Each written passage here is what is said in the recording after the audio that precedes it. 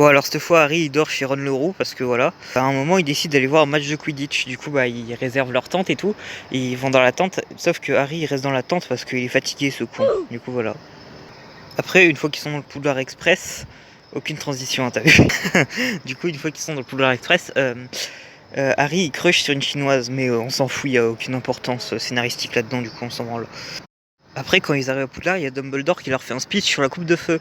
Il dit ouais, en gros, c'est un tournoi de trois agents, voilà, et c'est hyper dangereux. Il y a des gens qui meurent et tout. Du coup, Harry il se dit oh putain, je vais pas participer à ça. Sauf que quand il sort les noms de la coupe de feu, bah comme par hasard, il y a le nom de Harry Potter.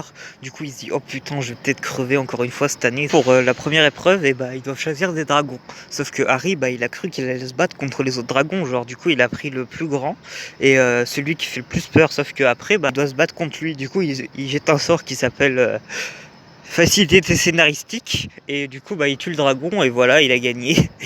Pour la deuxième épreuve, et on lui dit comme quoi il doit rester pendant 1 heure en apnée, sauf que il est pas ouf en sport. Du coup il va voir un dealer et il lui donne un truc qui lui, du coup il le...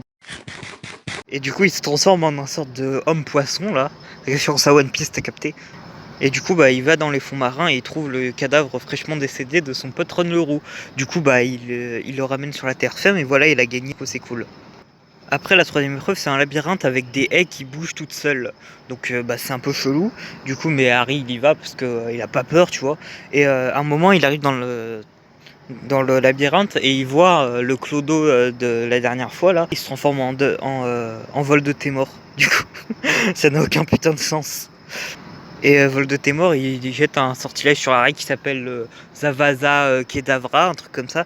Et Harry il panique parce qu'il sait pas quoi faire, et il utilise encore une fois le sortilège de facilité scénaristique. Et ça lui fait spawner un miroir, et du coup il tend le miroir et le sortilège il se retourne contre Voldemort, et du coup voilà.